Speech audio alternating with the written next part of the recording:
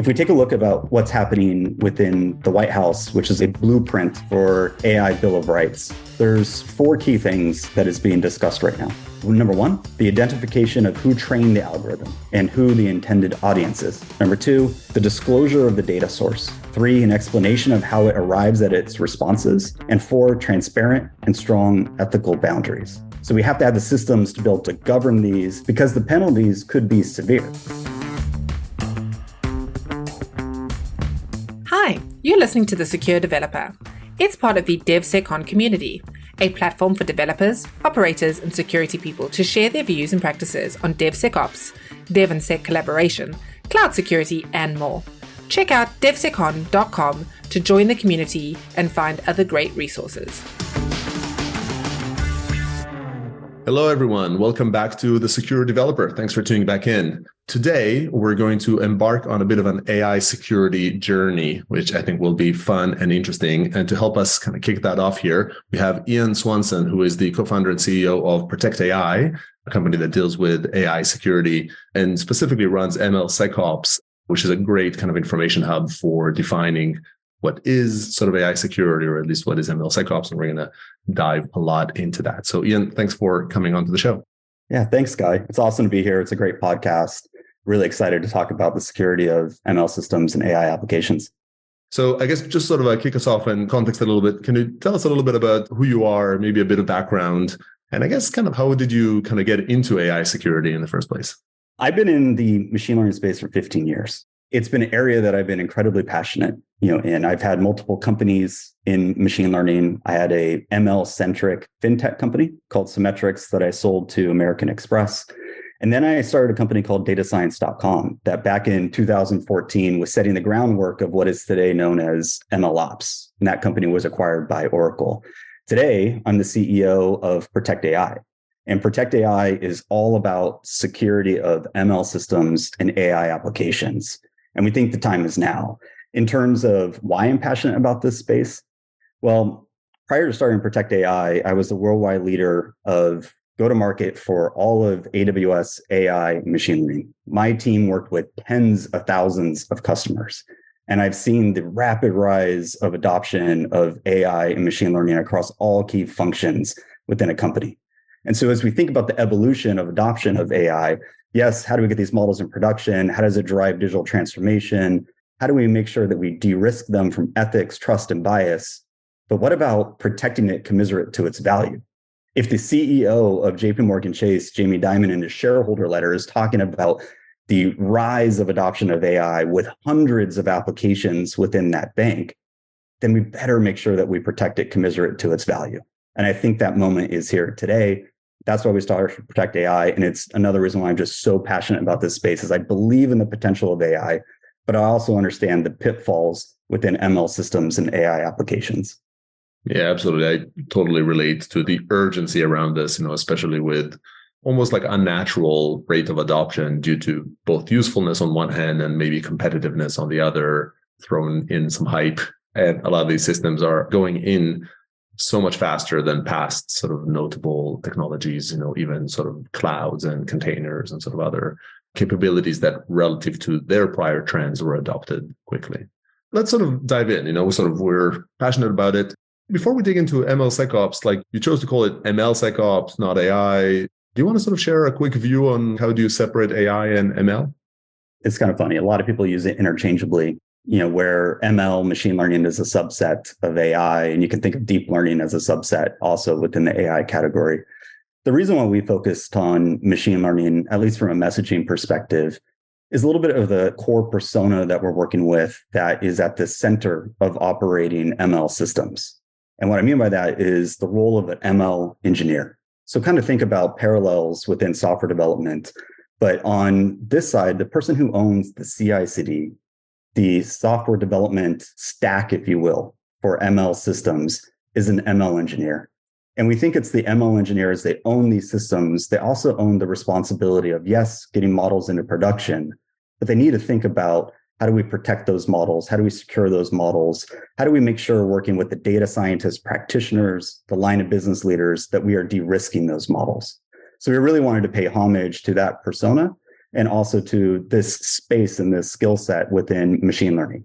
Now, you use machine learning to build AI applications, right? So that's definitely down the stream, but we think it's really critical for us to focus on the machine learning development lifecycle.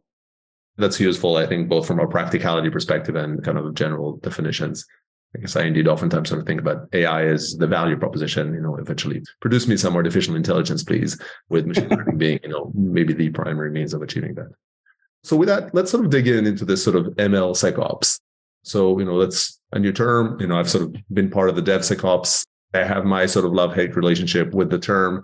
Help us a little bit with some definition. What is MLSecOps? And maybe let's sort of start breaking it down. MLSecOps stands for Machine Learning Security Operations. And it's the integration of security practices and considerations into the ML development and deployment process. Now, why is it different than DevSecOps? And it goes back to what I was talking about previously, that the ML development lifecycle is different than software development. Software is built on requirements provided during the first phase of SDLC. But machine learning, the model is really built based on specific data set. Software systems likely won't fail once they're deployed as long as requirements are not changed. That's not the case with machine learning. The underlying characteristics of the data might change and your models may not be giving the right result. And it's dynamic. Machine learning is, again, not just about the code on that side, but it's this intersection of data, the machine learning model building and artifacts and the pipeline that, yes, turns into code and a model that gets deployed, but it's dynamic. It's constantly learning. The data is changing. And so why, again, a new category is machine learning development lifecycle is just different than standard software development lifecycle. So that really goes into why is the need for MLSecOps. Before we kind of go there a little bit, so it sounds like you're sort of emphasizing not just sort of the different tools of like, look, I need to be able to inspect this or inspect that, but you're sort of describing a different nature of those types of systems, not just almost like the predictability, or it's just a different form of agility. Instead of it might sort of change with every request that flows through the system or the data come in. You find that to be more important or more substantial than the specific tools or sort of phases that might be introduced into a development lifecycle? There are some different tools, that is used in the ML development lifecycle. There's also different users here. We have data scientists, ML practitioners that might not be well versed in typical or best engineering practices. And so if we think about what are the differences, there's 4 that I can highlight: management, GRC, development, and audit of building and why this is different than software development. So we think about management. Your traditional code concerns might be on like change states, whereas in the machine learning world, there are dynamic conditions that can equate to new or different threats. On governance, risk, and compliance, we have rules, we have terms, in software development, where a lot of GRC for machine learning is on use and impact.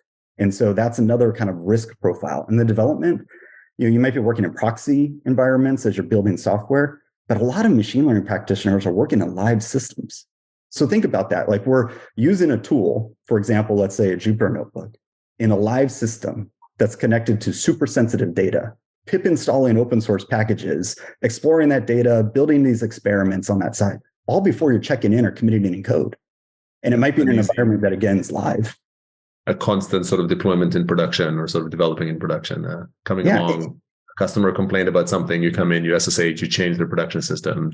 I think everybody has some battle scars from that type of surrounding. Yeah, absolutely. And this built into the rise of ML ops as a category. And we really saw ML ops rise in the form of enterprise software solutions and adoption between the years 2014 and 2018. Now, when you go and talk to any of the Fortune 500, Fortune 1000 companies, they understand that term. They have tools, they have solutions there, but they also have many different flavors of ML ops tools. It's not necessarily the Wild West, but it is still somewhat shadow IT. It's a black hole where the ML development lifecycle is not well known or thought about as it relates to security and risk. And that's where we think that there's an opportunity for further education. Hence, going back to the question, which is MLSecOps and what is MLSecOps? And we think that that's a new area that people need to be informed about, understand the differences, the risks, but also the opportunities to more harden their systems and build better AI applications. And what was the 4th again? Yeah, the 4th is audit. And so as we audit software, it's oftentimes down to like version controls. If you think about machine learning, it's a lot around provenance changes. It's understanding the different elements that are within that machine learning development lifecycle and understanding provenance change perhaps on a training data set on that case. And that is super critical in terms of what is the end artifact. The end artifact being a model that goes into production or an AI application. And so on the audit side, there's also just less transparency. There's less systems in place for these audits. A lot of it is held within the headspace, if you will, of the ML practitioner that's building these systems. And so there's a lack of attestation, there's a lack of provenance, and a lack of controls here. And that's an area that is different as we think about security within the machine learning development lifecycle. And that last one is maybe one that we're sort of a little bit more familiar with when it comes to sort of new technology. So that's like that sort of fourth one is a bit of a typical type of problem that exists when a new technology gets introduced, which is practices are not awesome and they need to be evolved. Well, sort of the first three are sort of a fascinating view that come back to your definition of MLSecOps, which is it's a system in flux. It's a system that is constantly changing because it learns from the data and it is guided by data versus guided by specific instructions, which makes it a lot harder to assess, a lot harder to govern, a lot harder to version or kind of understand how differences happened in a milestone fashion. You need to adapt your security practices to something more continuous. It's interesting because I'm kind of reflecting on sort of DevSecOps and its narrative to the degree that you're describing now. It's sort of the next level of speed. If before we had our sort of annual releases or sort of semi-annual releases, and from there we went to continuous to agile, maybe for internal releases, and then to DevOps and sort of continuous deployments, and security struggles to keep up because of the pace of change. You're almost saying like in ML, you shouldn't even consider these sort of audit gates and those sort of rates because you have to think about something that is naturally continuous and fluid. Otherwise, you're probably never going to be at pace. You're right that it's always changing, always evolving, super dynamic on that side. Audit is still going to be a massive category within this space, especially with new regulations that are coming out. And perhaps we could talk about that a little bit more later. But some of the last, just to kind of frame this picture again on the ML development lifecycle, it starts with the data. You explore, you validate the data, you wrangle the data, you create new data sets, training, tests, validation data sets. It then turns into the model engineering, the feature engineering, the hyperparameter tuning to how do we evaluate the model? How do we package the model? So we serialize it maybe in Pickle, Onyx, other formats. We then serve that model, deploy that model. We have code for integration testing. We monitor, we log, and oh, by the way, we start the cycle all over again. So that's that last point of like, it's dynamic. It's this living almost artifact, on that side as it takes in inference and inputs. It's creating new data. And so from an audit perspective, we have to understand those changes. And we need to be able to, yes, keep a record of that. We have to have true attestation. We have to have true provenance. But we also have to make sure that we live in this dynamic environment. And so it's a really interesting space to be in. And as we talk to these ML engineers, it's what they're working with every single day. Hence why we're focusing on ML and the ML SecOps is, yes, an end artifact, is an AI application, but it's really this stack of the ML development lifecycle that we need to harden. Great points. And we're going to dig in. I keep holding you from sort of breaking up MLSecOps for us on it. We're going to get to that in a moment.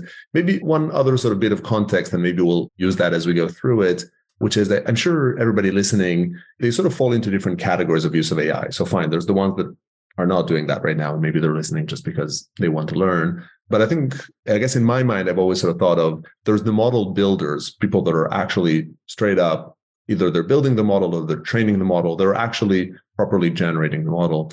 So that's sort of one class of organizations. Then you're going to have another class of organizations or applications that are fine tuning. And so especially in the world of GPT or sort of more general purpose, that seems to be a growing possibility. And there's probably a larger portion of organizations that might be doing that than ones that are building a new GPT or sort of a new trained LLM. And then there's the ones that are just using it. I'm just sort of introducing some chat interface. Maybe I gave it some access to some of my data, but I'm just sort of embedding it into my application of my data, but I'm not overly maybe it's a lightweight fine tune or anything. Is that a legitimate way to sort of classify uses of AI? And does it change substantially the sort of the type of threats that one might need to be worried about? Yes. To look at that, you have companies that are builders, you have companies that are adopting, you have companies that do both, on that side. And so when I was the worldwide leader of AI machine learning at AWS, we had AI services that were just kind of out of the box, if you will, algorithm services for personalization or fraud detection. And then we work with companies that would adopt our MLOps tools like SageMaker and be building their own models. But within the problem, or let's say surface area of both those options, it's really a supply chain question. Are you at the beginning of the supply chain or towards the end of the supply chain? If you're a builder, you're adopting open source technologies, prior research, you're building models throughout every single stage of the development lifecycle, and you have to understand that complete supply chain. If you're an adopter of AI and you're working with vendors on that, you need to say, okay, how is this being built? How can I trust it? What is the data that it is trained on? And as if it's my data that's being trained on, then that's part of my supply chain that I need to think about. And so I think you're absolutely right that there are companies that are building a lot of their own IP, but usually on the backs of prior art. And then there are companies that are adopters and buyers of solutions like ChatGPT. And threats, are across both. But I will say, throughout my career in this space, a lot of people have said, like, how many companies are actually building their own models? How many data scientists are there and ML practitioners? How big are these ML teams? And I've been at organizations where we have seen that we've had tens of thousands of customers, large customers that have teams of not just dozens of data scientists and ML practitioners, but hundreds, and in some cases, well over 1,000. So there's been a lot of ML building and AI adoption prior to just what we've seen since January 1st. Yeah, no doubt. This is just sort of the recent craze. I guess in my sense, people have switched to believing in AI thanks to ChatGPT. So AI has been around, has been growing, has been sort of significant in our lives for a while and has been picking up momentum. But I think what ChatGPT has done is it's captured people's imagination. And for good and bad, definitely a lot of bad on the security lens of it. It has fueled a certain pace that today we have to accept as reality and sort of see what we do about it. So I think those are very good points, and to say, don't discount the ML actual kind of engineering, actual consumptions. And if you're more on the consumer side, then you still need to sort of have an ability to assess the thing that you are consuming. Also, I guess my sense from conversations is everybody's feeding at least some amount of data into it. You're probably not just sort of putting a straight up sort of ChatGPT pathway in your application. You're probably trying to modify its behavior in some capacity. I guess in that context, let's sort of indeed dig in. So how do you break apart the MLSecOps sort of world? So first, let's understand here the importance of machine learning, and then I'll dive into the 5 key pillars of MLSecOps. So an example I like to give is that if you're a financial services company, institution, machine learning is used every single time money is moved around that financial services company. And so think about that. It sits at the heart of a company. It's one of its most critical functions. And so now we want to break down what we are calling the 5 pillars of MLSecOps. And it is so important. Number 1, supply chain vulnerabilities. We need to understand the supply chain. What is being used in building these ML models, these AI applications? Number 2, the model provenance. Understanding the true bill of materials, if we will, for what we're using in terms of the ingredients, the recipe of the model. Number 3, governance, risk, and compliance. Number 4, trusted AI, fairness, ethics, bias of models. And number 5, perhaps a little bit more future state, but adversarial machine learning. So I think those are the sort of useful titles, and some sort of sections feel a bit more sort of natural to me, but maybe let's break them down given the sort of the criticality. By the way, it's, maybe just as an analogy, you talk about companies that already revolve around AI. I also find that in many companies, even if they don't revolve around AI, there's a temptation for the chat interfaces, even in that sort of specific world, there's a temptation to create slightly all-powerful proxies, or rather enable the sort of the chat system to be able to access a variety of APIs. So even if the company doesn't end up intentionally revolving around AI quite yet, or maybe they don't know it, they end up exposing some critical information, critical actions, kind of under that mantle or that sort of the opportunity of creating a brand new user engagement model through that chat. So either way, I think we're fairly aligned that it is critical. Let's sort of dive into each of these five. It sort of feels like they almost go also from like a good software anchoring that people would find it easy to understand to things that are sort of a bit more sort of domain specific. So start with supply chain. So how does that manifest in the world of ML? As we think about the supply chain itself, again, it's not just code. It's not just open source packages that are used within the models. We have to truly understand the supply chain as it relates to the data, how we build these models, and yes, the code. And if we think about this in analyzing and creating, if you will, a bill of materials, and kind of tying it to executive order, 14028, that bill of materials in the machine learning world is different than your typical SBOMs. And so, as we both know, there are multiple organizations that help set standards for SBOMs, CycloneDX, SPDX. They've actually come out and said there needs to be a new version of a bomb. What they're saying is an AI bomb. We call it a machine learning bill of materials. They're calling it an AI bomb. Now, why is understanding the supply chain so critical within this space? Well, it's one of the most important, or say more risky, if you will, threat surfaces within ML development. Most machine learning and AI is built off the backs of prior art, not necessarily original art. And so data scientists, ML practitioners are commonly using open source packages, frameworks. They are diving into foundational models as the basis of what they're building, and also utilizing a lot of academic research papers that are out there. So they're leveraging a lot of prior art to build their own IP that powers functions within their business. And that's part of the supply chain that we need to understand, along with the data sets that are being used and how those data sets are being used in every single model and changing over time. Yeah, interesting. So it has the sort of the regular software components.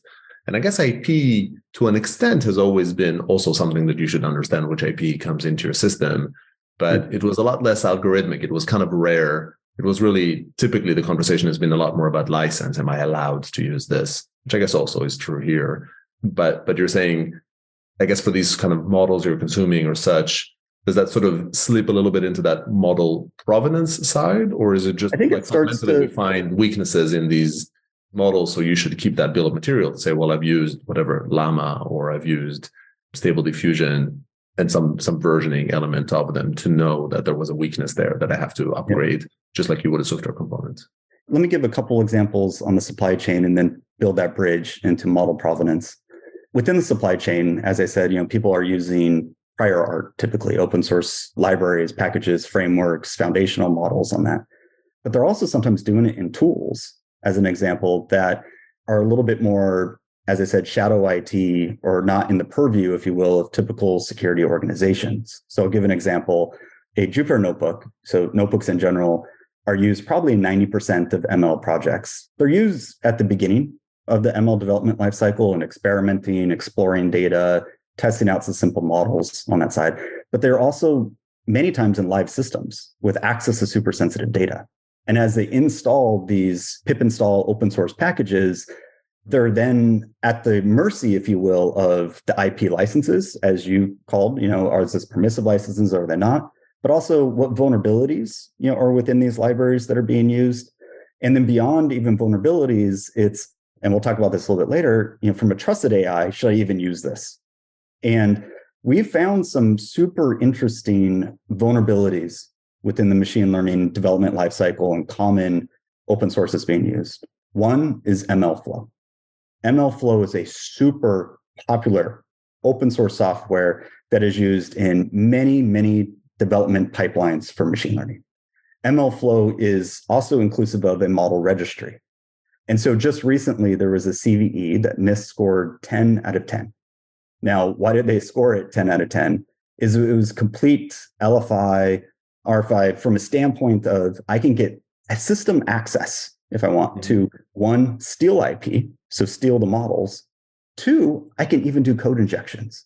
And so think going back to that example when I say a bank is leveraging machine learning and every single time money is being moved around that organization, if I can go in there in a super simple exploit that lives within the supply chain and get access to do code injections, alter and change that model, that is a very high level risk for these systems. And that's just one example of the supply chain. Again, the supply chain is built on oftentimes not original art, but prior art in the ML environment. And that's why it's so, so critical to understand and to be able to assess the risk within it. Yeah. So I understand. And that does sound, though, very much, it's sort of in many ways, it sounds similar to what might compromise your sort of build system or might compromise your applications because you're using it. And I guess you're saying it is augmented or sort of amplified even more when you consider this developing in production type element, because if you did, maybe there's a shorter time window between the time that someone might have sort of downloaded or used sort of an untrusted component and the time in which an attacker could exploit, which maybe in software you have, I guess, more opportunities to sort of find it downstream, which puts more emphasis on things like early gates and detections versus saying, fine, maybe someone can download it as long as I kind of find it when it's being built. Maybe I'm okay taking the risk on development environments and things like that. Does that sound correct? So it's like fundamental importance. Don't forget about it as it is in sort of software. You have to address this. You have to be mindful of the models that are being consumed because they in turn, they have certain weaknesses probably in items. We'll dig more into that. But also remember that where you're developing might amplify that risk even more. So you better be on it. Where you're developing, what you're using, what is that IP? What are those packages? What are these foundational models? The bottom line is I need to understand these things. What are the sort of the primary tools that one might use for a supply chain? Is it sort of the same old supply chain security, right? Is it sort of Snyk and its ilk? Like what's another gap there that's missing that those tools would not still satisfy? I think the main gap is visibility into these systems. And really what visibility is anchored to is a bill of materials. That's the biggest gap, is we need to build the bridge into these systems, into these pipelines, into this process so that we can do what we do best in software development. But it needs to first start with, as we are talking about the supply chain, I need to have visibility into it. Oftentimes, when a machine learning model is built to ready for deployment and it goes to AppSec or it goes to some team for penetration testing, it's really just the end model itself, the scoring function, maybe the pickle file, like what's going into production. But there's a whole series of steps in the ML development lifecycle prior to that artifact that we need to have that bill of materials, that visibility into so that we can apply tests. And those tests and those rigor might be, as you stated, Snyk and others, in the world. It's just building the bridge into this area that is not seen and giving that visibility across these systems so that we can apply best practices within security. Understood. And I think for completion here, and I know we're sort of talking substance, and I appreciate this, but I think Protect AI is one of the tools that might help you a little bit in this domain, right? Yeah, we focus on bill of materials. I think that's the foundational item in terms of where you can build, for example, visibility, auditability, and security on top of. Thanks for that. We'll kind of leave it to the listeners to sort of go off and learn more at their interest. So cool. So supply chain, super important, fully understood. And it's just sort of a fun fact, I guess, is, when Llama was open sourced by Facebook, the weights were not open source, but they were leaked subsequently, which allowed, of course, the model to be used. And that was sort of a big deal. In sort of a similar vein, maybe like an example that sort of helps the penny drop for some folks is the weights might be what eventually kind of gets into deployment models and all of that. And so at that time, those are not that important, but whatever manipulation, whatever sort of attack or whatever compromised third-party components might have happened, that would have been earlier. It's the weight generation that is the sensitive part here, and where a supply chain attack might have been dramatically impactful, maybe even sort of SolarWinds level. So I hope I'm kind of getting it correctly. Yes. And that's where a good pivot to the model provenance. So Perfect. The SolarWinds hack of 2020, like that served as a stark reminder of the importance of ensuring transparency, accountability, trustworthiness of software supply chains. And so as we get into model provenance, the second pillar of MLSecOps, it's really about understanding, yes, bill of materials, but attestation of these models. It's understanding who built them, how they built them. So again, going back into the supply chain and connecting the dots of all these systems. I've seen large enterprises, I won't state the names, that there's typically what's called a model card or document that somebody approves within the line of business as they are putting a model into production. These documents can be a few pages, to dozens and dozens of pages, but it's an artifact that lives in that single moment of time. And as I said, the difference within the machine learning development lifecycle is it's incredibly dynamic and it changes. And so as we think about model provenance, it's yes, understand the bill of materials and the supply chain, but we need to do that in a dynamic way that is constantly keeping attestation, versions, snapshots of the model so that we can replay these. We can audit these models, we can understand the risks, and we can fix them quickly. So model provenance is super, super important pillar within MLSecOps. Can you give us maybe an example of something done right and something done wrong? So like what problem might occur if you didn't properly cover model provenance? And maybe to sort of counter that, what practice, I guess, would have helped you avoid that problem? So from a healthcare use case perspective, again, I won't give a name of a company, but we have seen examples where there's even been rogue internal actors working with, again, super sensitive healthcare data. They've been able to, as they have access to that as an ML practitioner, siphon that data off as they build these particular models.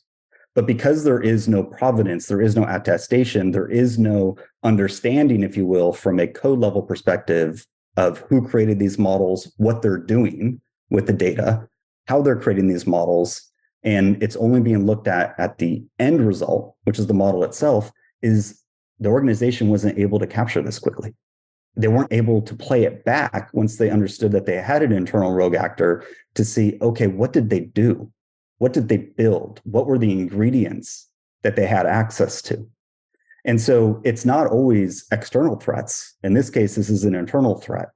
And it goes back to, again, some of the differences of the ML practice, live systems, access to super sensitive data, building incredibly powerful models that are used internally.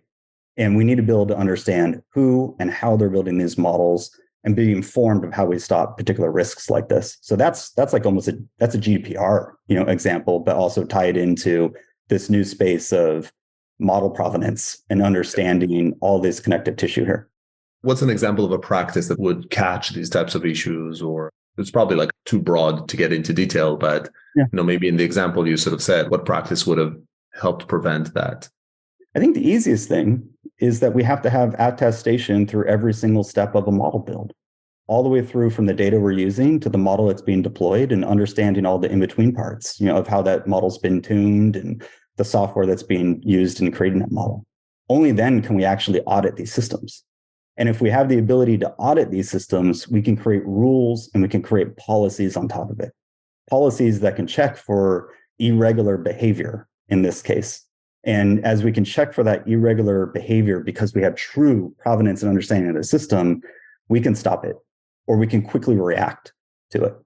It sounds also akin a little bit to the world of observability on it. It's sort of know if your system is diverging from it. So on one hand, just trying to kind of translate this into DevOps terminology, on one hand, you're saying it's very hard to achieve immutability that we might aspire to in software because the system is naturally a bit more fluid.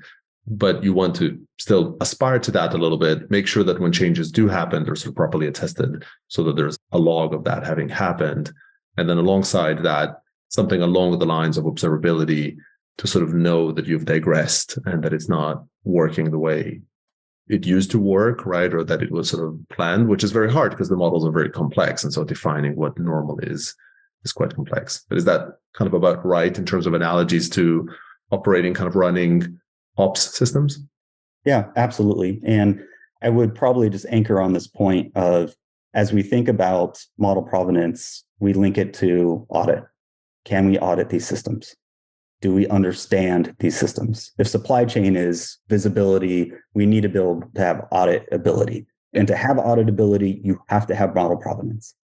And I'm right now stating that the vast majority of enterprises do not have visibility and auditability. And that's a key area of risk as we think about threats on this space. Well said. That's probably like a pretty good tee up into your sort of third pillar there of GRC. So tell us a bit more about how that is specific MLSecOps. Governance, risk, and compliance, the third pillar of MLSecOps. As we think about the differences, again, of software development and ML, GRC for machine learning is not just about rules and terms, it's about use and impact. So when you look at new policies, new regulations that are coming within this space, whether it's the EU AI Act or even the most recent discussions, at the White House, people are raising their hands and saying, we have to be able to have policy to understand the risks within these systems. So if you have the first two pillars where I can have visibility, I can have auditability of the supply chain, I have provenance, now I need to be able to go in there. I need to be able to govern these. I need to be able to understand the risk of these systems. And I need to take a look at it from a compliance lens, especially tied to new regulations that are coming out. So the assessment of risk, I guess, is a new view on what risk is, right? Risk in the deployed system is mostly around the sort of ease of exploit and the sort of implications of whether someone would sort of pilfer some data or would maybe be able to sort of enact actions. I'm kind of grossly oversimplifying over here. Does it boil down to the same fundamentals in risk when it comes to AI? Are there other facets of GRC that we need to be mindful of? I think what's interesting about this space is, and it's kind of anchored by the point of new policies that are being created, is this use and impact. We have to understand the end user and the decisions that are being made by these AI systems. If we take a look about what's happening within the White House, which is a blueprint for AI Bill of Rights, there's 4 key things that is being discussed right now. Number 1, the identification of who trained the algorithm and who the intended audience is. Number 2, the disclosure of the data source. 3, an explanation of how it arrives at its responses. And 4, transparent and strong ethical boundaries. That's a little bit different than when we talk about your typical software. It's more anchored on use and impact and the understanding of how it reaches the decisions that it does to make sure that it's not biased, that it's ethical. So we have to have the systems to be able to measure these, to be able to govern these, de-risk these, because the penalties could be severe. If you think about the penalties within GDPR, we just recently saw happened with Meta and fines on that. But there's going to be similar penalties if you look at the EU AI Act that's currently in draft, that's looking for final submissions in the next couple months to be able to put it into practice. And some of those things have been talked about is a percentage of your global revenue is the penalty. And so GRC is rising to the top, at least within the AI space, as a critical area that companies, as they look at their investments in AI, they're having to build practices to be able to govern these systems and make sure that they are compliant. Understood. And I guess from a practitioner perspective, if I'm a CISO and I indeed have my developers or there's AI being added, whether I like it or not, into my applications, what would be some key steps that I would need to do to get a hold of kind of the GRC practice, to level up my GRC practice to cover those AI uses? Yeah. I think there's 2 key steps, external and internal. External meaning understand the new regulations that are coming, have clear definitions, create policies, create trainings, based on that. But there's a lot still in flux. These are new. I mean, the AI Act's in draft and development over the last couple of years. But what we're seeing right now in the AI Bill of Rights, like these are new movements, but they're moving fast. They're moving fast on the tailwinds, if you will, of AI adoption. So let's understand what's coming from an external perspective on policy. Internal, I need to get my house in order. I need to get my house in order from an understanding of this can no longer be shadow IT. This can no longer be a model that we just look at from an AppSec perspective. We have to truly understand, again, the supply chain, who built it, have a system of record, a bill of materials, so that we can connect the dots into the policies that are being created. And that house cleaning step is just now happening within organizations. And it's going to be a massive effort because it's not just on new models, but it's also models that maybe they deployed a decade ago. They're going to have to go back and say, how was that built? Who built it? How was it making decisions? And capture all that logic. So this is a big house cleaning exercise, but it is incredibly important. And the only way that you're going to connect the dots to this external influences that are coming from these policies, these regulations. So interesting. It sounds very similar to the security posture management, the whatever STAR security posture management type world, but it has another flair added to it. So for starters, you have to know what you've got. So where in your organization is AI being used? Who is running it? And then subsequently, you need to go and maybe, unlike a cloud security posture management or even like data security posture management, it's not about just what's there. It's about what arrived, because what's there is not sufficient. You can't just sort of understand its journey from it. It's true for software as well, but maybe because of the behavioral aspect of AI, which I guess is an appropriate term, you actually need to sort of dig deeper. But probably I'd imagine that for most organizations, that first thing of just know what the hell is going on and where is it is probably plenty of work. Like if you haven't done any of it, that's probably a pretty valuable first step. Yeah. I would add too that there are a few resources out there that can provide this, if you will, map or exercise to connect the dots. Gartner has been pushing forward the AI triism that focuses on model governance, trustworthy, fairness, reliability, robustness, the efficacy, and the data protection. So there's a framework that even Gartner has created that is helping their customers and the industry as a whole frame the problem and understand how to connect the dots. Another one was an open source initiative that I really like called Avid. Avid is understanding vulnerabilities within the system, but it has a taxonomy that is incredibly valuable. So the Avid taxonomy, as we look at it, focuses on security, ethics, and performance. And there's boxes within this taxonomy that now organizations can take back to their teams, their security teams, their ML engineering teams, and figure out how do we check the boxes across this taxonomy. And the third one is MITRE. So we all know MITRE ATT&CK. Well, the MITRE team actually said there needs to be a new version of ATT&CK for AI systems. And MITRE has created then something called Atlas. And MITRE Atlas is 100% focused on the ML development lifecycle, on AI applications. And it's taking a look at it in a framework that we, as people within this space, we understand, because it's layered on a similar framework of ATT&CK, where we look at reconnaissance, execution, collection, defense, evasion. And so organizations could use that again as a blueprint to say, okay, how do I get my own house in order so that I'm ready from a governance perspective for the regulatory, for the policy that is coming? Super useful models on it. Just for those kind of seeking the spelling, Avid is AVID, and ML.org is the website for it. I'm assuming I've got to the right one. So great models and super useful because AI shapes everything it touches, so many aspects of it. You have to think about it adversarially from multiple different paths. So thanks for sharing those. Let's sort of continue. We're sort of going much deeper into AI land. We've sort of gone from 3 topics that are fairly well familiar to most security practitioners to I think the last 2 that are getting a little bit more hairy and a bit more sort of AI-ish on it. So let's move forward. What's the next one on the list? Yeah, the next one on the list is trusted AI. And this is all about ethics, bias, trust. It's understanding, are we making the right decisions? Are these models acting in the appropriate behavior that we think that they should be? Are they not being discriminatory, as an example? Now, this can be a very difficult thing, to work with. One of my previous companies, datascience.com, we had an open source project called Skater, and there's been a bunch of open source in the space of how do we do explainability of a model. And if we can explain how a model makes decisions, then we can also understand if that model is being fair or if that model is being biased.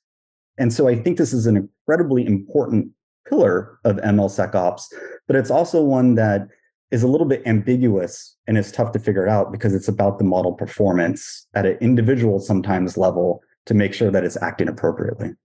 And do you perceive that, and talking to organizations, do you see it being placed under the security organization? Is that where it's landing in terms of, is the SEC, the importance of it, I think everybody would agree, is very high. Is it falling under security? I think we're actually seeing a lot more involvement in legal teams. The legal within organizations trying to make sure that they are helping from a brand perspective, that we're not doing anything that we shouldn't be doing. And eventually, as these compliance and new regulatory items come out, that we're working with our compliance teams to adhere to it. But as we get into this trusted AI, it's really about, can we be transparent? And are we able to provide clear explanations for the decisions? And that's what we're seeing in some of the White House policy that's being drafted as well. And so I think there are systems in place where the ML teams, the ML leadership teams, they own it.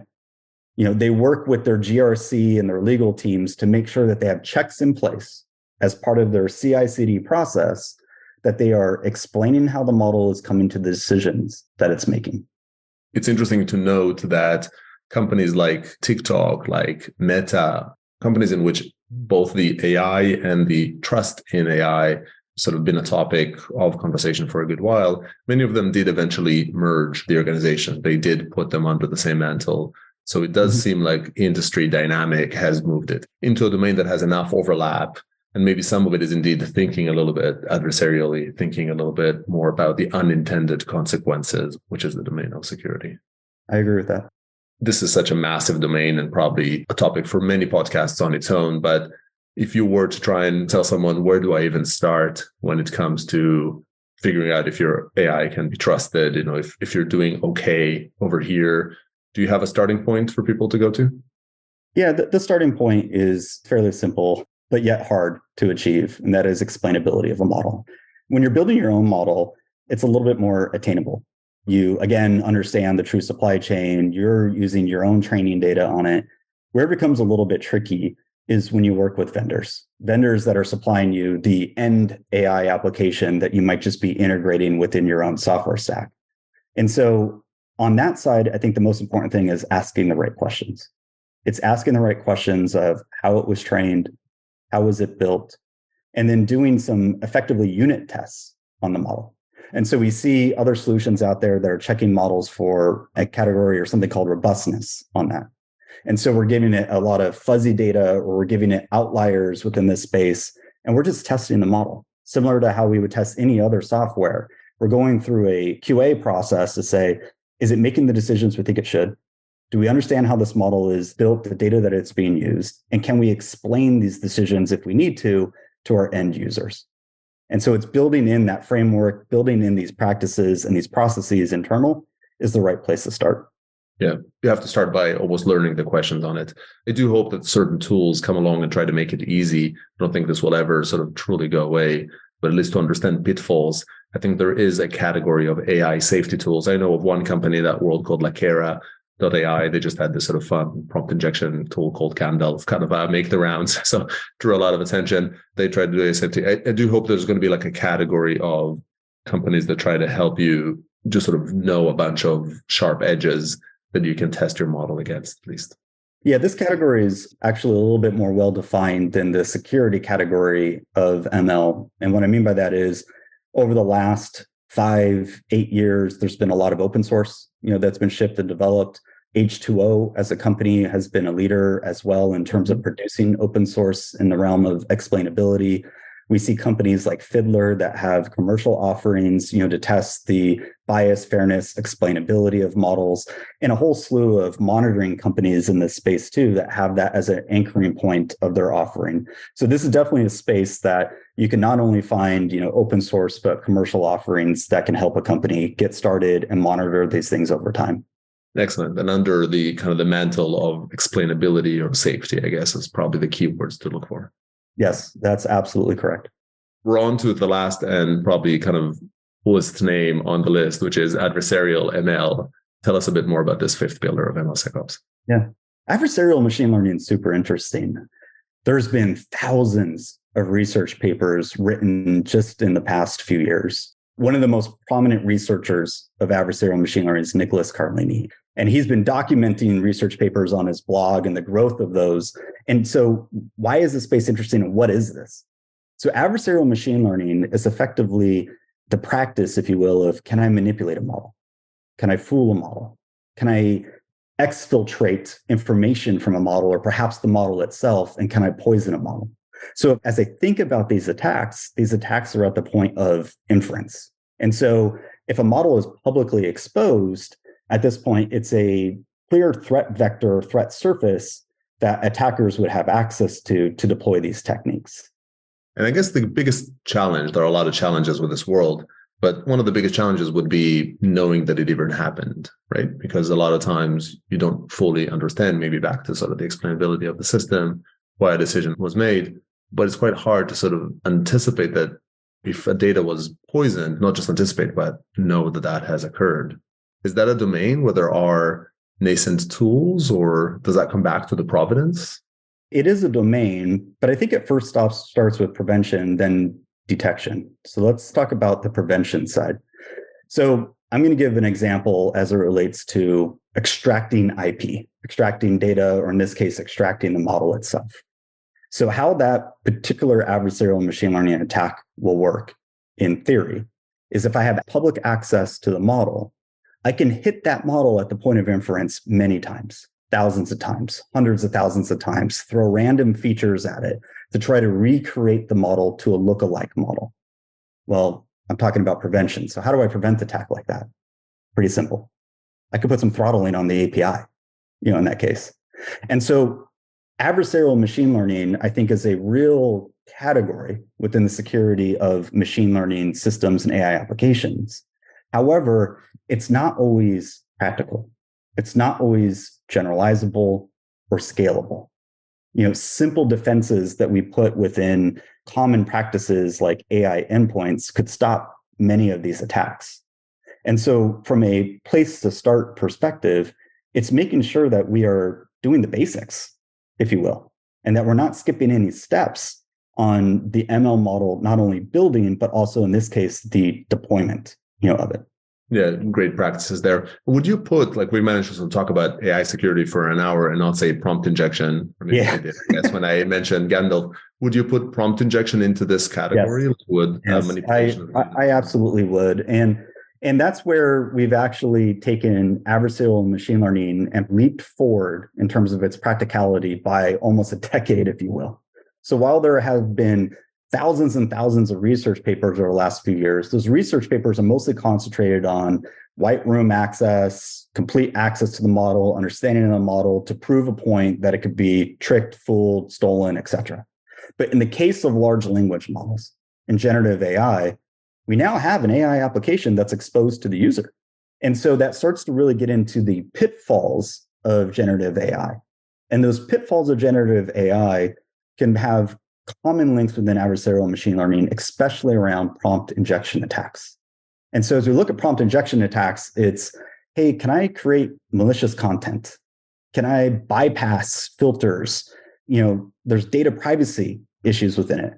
And so absolutely, I think as we go through large language models, use cases like ChatGPT and others, we're going to see more of the rise of adversarial risks here tied to this category of adversarial machine learning at the point of inference. Right. And we're kind of towards the tail end of the episode, so I won't go too much in depth, but for those who don't know it, prompt injection is generally indeed through, at least for sort of LLMs and for natural language, it's the fact that a lot of times the defenses are actually kind of written as these types of sort of language instructions themselves, or they're layered on top. And so you can almost like socially engineer the AI defenses or the LLM defenses so that it would take a different stance and therefore disclose information, share secret information in an encoded fashion, overcome whatever privacy or ethics or other constraints that have been put on it. And it's sort of a fast growing world. It might be worthy of an episode of its own as we talk, because it is a growing in popularity thanks to the growing popularity of LLMs in general. So adversarial ML is really the new domain. It's sort of less theoretical for things that are exposed to users, and sort of for many AI systems, if you're talking about medical and all that, it takes quite an effort for someone to come in and manipulate the data at sort of enough scale. But when you're talking about public-facing applications, when you're talking about browsing data, getting pulled into your sort of LLM interactions, when you're talking about anything in which there's more readily available, I guess we've sort of seen that in all sorts of manipulations, for instance, of Google's autocomplete and things like that, where people would manipulate the data to try and make the model produce a certain output. And I guess that would be the red team domain. This is probably where a lot of red teams are leaving at the moment. Yeah, and we're seeing a rise of red team tools within this space. Red team tools for adversarial machine learning. So there's a lot of great open source packages to learn more there. For example, Microsoft has one called Counterfeit. IBM has one called Adversarial Robustness Toolbox. Short, it's called ART. So that's on the adversarial side. And then even on the supply chain side, I brought up an example of the ML flow LFI, RFI exploit There's open source tools to be able to scan for that, see if you're susceptible to that exploit. One of them is called Snake. It's spelled Snaike. So a little play there, if you will, of AI.